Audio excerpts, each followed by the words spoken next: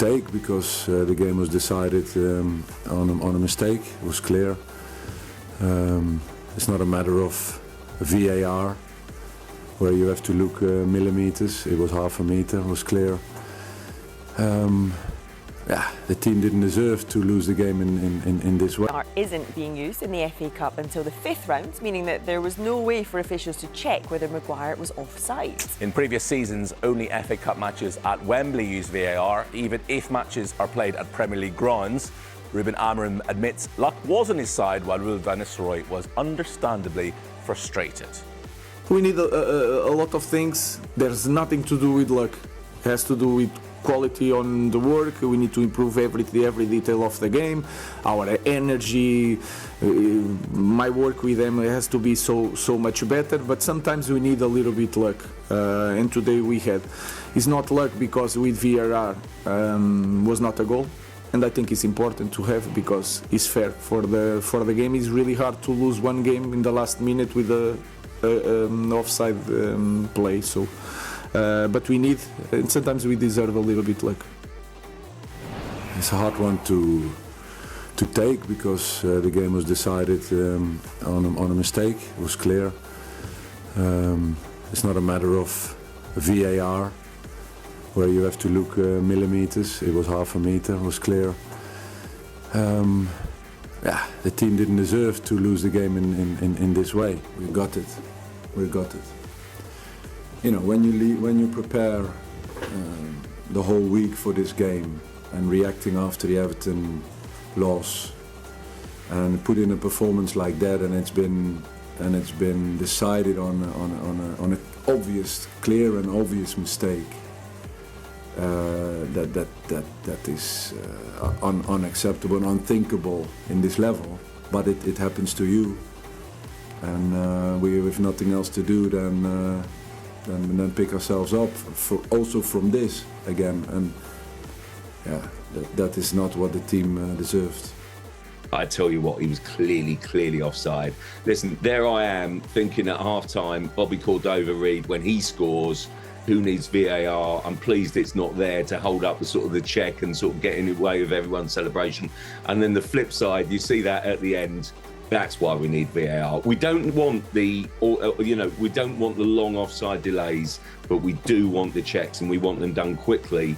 And I have to say, it will stop absolute shockers like tonight, because that was a shocker.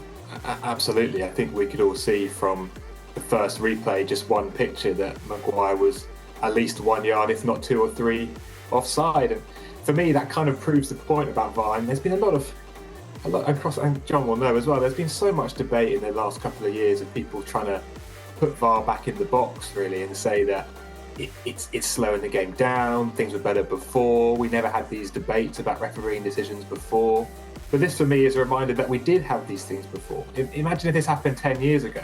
This would have been a huge story in the back pages still, with people saying, it's a disgrace, Man United get the right decision yet again, and people will be looking at this and talking about refereeing again and again and again. Well, late goals were a hallmark of Manchester United under Sir Alex Ferguson, with decisive moments often coming in Fergie time. And Harry Maguire's dramatic header last night showed that's also proving to be the case for Amorim. Since United's 4-0 win over Everton on December the 1st, they've played 8 games at Old Trafford in all competitions. In those matches, they've scored just 5 times in the first 80 minutes, the same number that they've scored in the 81st minute or later.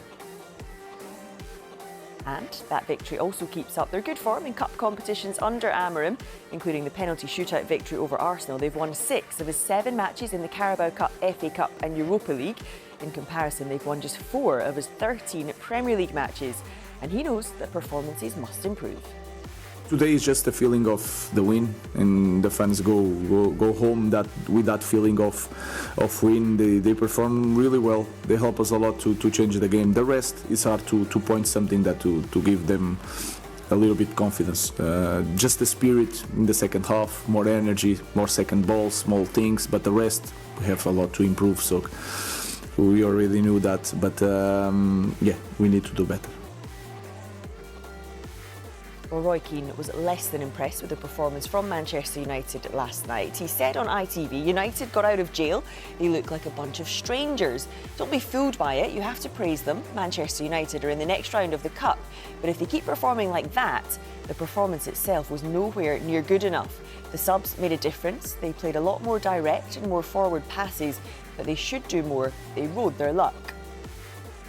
Well, Alejandro Garnacho had been heavily linked with a move away from Manchester United before the window shut earlier this week. However, Garnacho had a big impact after coming on as a second-half sub, turning the game in Manchester United's favour. And the stats back that up, as Garnacho averaged a shot or key pass every 9 minutes against Leicester last night.